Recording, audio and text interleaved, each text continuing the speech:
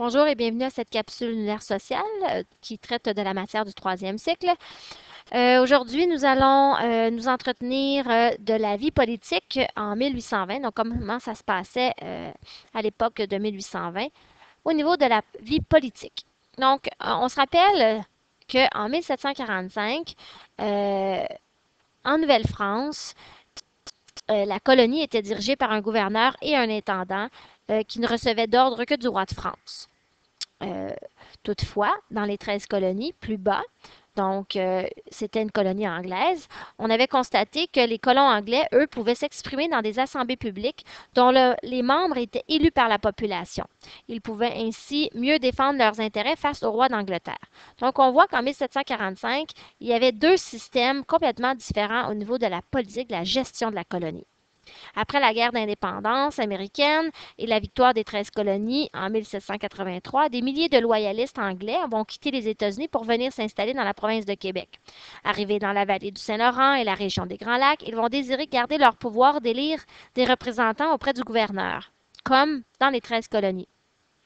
En réponse à leurs souhaits, le roi d'Angleterre va approuver l'acte constitutionnel en 1791 qui va amener justement à un nouveau territoire qui va s'appeler le Haut et le Bas-Canada, mais également à un début de système politique démocratique en vigueur au Canada.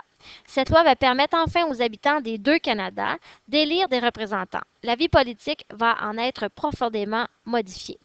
Donc en 1820, euh, 30 ans environ après l'acte constitutionnel, les structures du système parlementaire de 1791 sont toujours en place. Le Haut et le Bas-Canada ont chacun une chambre d'assemblée élue par la population. Il y a un conseil législatif, donc on va aller voir plus loin une diapositive qui va nous aider à bien comprendre. Donc, en 1820, on a plusieurs paliers. Donc, il y a la population, qui va élire des députés à la Chambre d'Assemblée. Et puis, il y a un conseil législatif et un conseil exécutif dans chacune des deux provinces. Donc, on pourrait dire que ce système-là, c'est pour le Bas-Canada, mais aussi, c'est la même chose pour le Haut-Canada. Donc, il y en a un pour chacun. Pas un pour les deux, mais un pour chacun. Donc, il va y avoir aussi un gouverneur général qui va représenter le roi et qui va diriger le Haut et le Bas-Canada. Contrairement à ce que nous connaissons aujourd'hui, donc en 2012, euh, seul un petit nombre d'habitants avaient le droit de vote en 1820. Le gouverneur général désignait les membres des conseils exécutifs et législatifs des deux Canadas. Donc, le gouverneur décidait qui allait être sur les conseils législatifs et exécutifs. La population n'avait rien à décider là-dessus. Donc, il pouvait y avoir sûrement du favoritisme. Le gouverneur nommait surtout des anglophones, donc discrimination envers les francophones. De plus, le gouverneur pouvait refuser les lois proposées par la Chambre d'Assemblée et donc il détenait presque tous les pouvoirs. Donc, comment ça fonctionnait? Les députés élus à la Chambre d'Assemblée, donc élus par le peuple, la population, discutaient de projets de loi afin d'en proposer les termes au Conseil législatif. Ensuite, le Conseil législatif étudiait les projets de loi soumis par la Chambre d'Assemblée. Il avait le pouvoir d'accepter ou de rejeter un projet de loi. Si le projet de loi était accepté, le Conseil le soumettait au gouverneur. Ensuite, le gouverneur avait le pouvoir d'accepter ou de refuser les projets de loi. S'il les acceptait, il demandait au Conseil exécutif de les mettre en application. Le Conseil exécutif, lui, s'assurait que les lois étaient mises en application. Donc, voilà comment ça fonctionnait au niveau de la politique.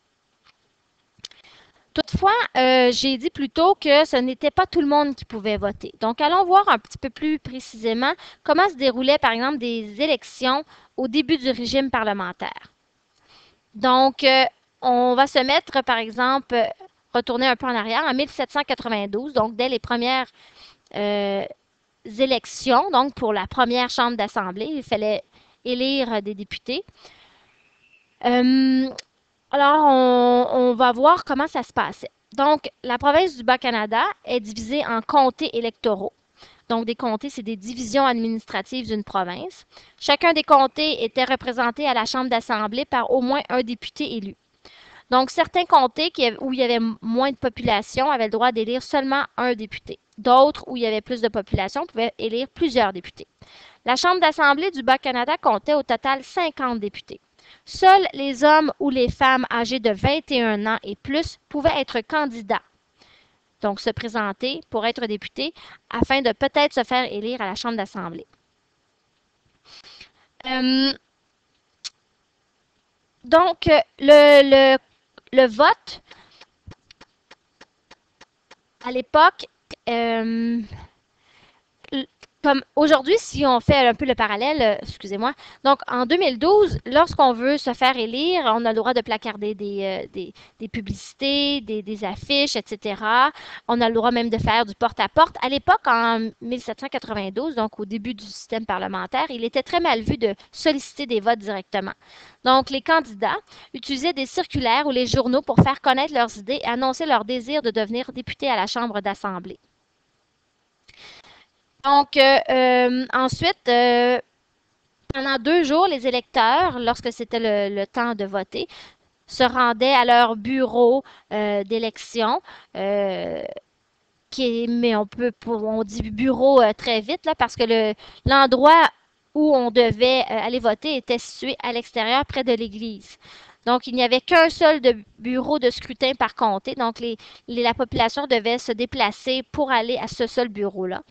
Et puis, il y avait à ce moment-là, la personne qui était élue était celle qui avait eu le plus de votes. À l'époque, le vote se faisait en public et à voix haute devant un officier. Le bureau de vote demeurait ouvert tant qu'il ne s'était pas écoulé 1 heure sans qu'un électeur se présente. Le scrutin pouvait durer donc pendant plusieurs jours. Pour gagner, même certains candidats promettaient même une augmentation de salaire à leurs électeurs. Donc, on voit clairement que la politique a beaucoup changé à ce niveau-là. Je vous ai dit plus tôt que je vous parlerais de qui avait le droit de vote en 1792. Donc, pour avoir droit de vote, il fallait posséder une propriété, avoir 21 ans, être citoyen britannique et n'avoir jamais été condamné. Donc, ça restreignait beaucoup le nombre de gens ou les gens qui pouvaient voter.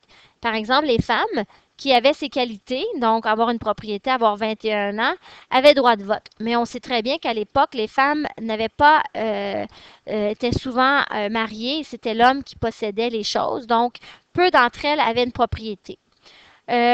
Toutefois, petit fait historique, ce n'est qu'en 1849 qu'on va même c'est en 1849, on va même retirer ce droit aux femmes. Donc, même si une femme en 1849 possédait une propriété, avait 21 ans, est citoyen britannique et n'avait jamais été condamnée, on va leur enlever ça. Une des raisons invoquées est que la violence qui marque les élections ne convenait pas aux femmes. Ce n'est qu'en 1940 que les femmes vont retrouver leur droit de vote au Québec, un siècle plus tard. Donc, il faut se rappeler donc qu'en 1792, ce n'était pas à la portée de tous d'être élus députés, parce que les députés devaient payer les coûts de leur séjour lorsqu'ils siégeaient à Québec. Ils ne recevaient aucun salaire. Pendant plusieurs semaines, ils étaient loin de leur famille et de leurs amis. Donc, la vie politique à l'époque était beaucoup plus difficile qu'aujourd'hui. Et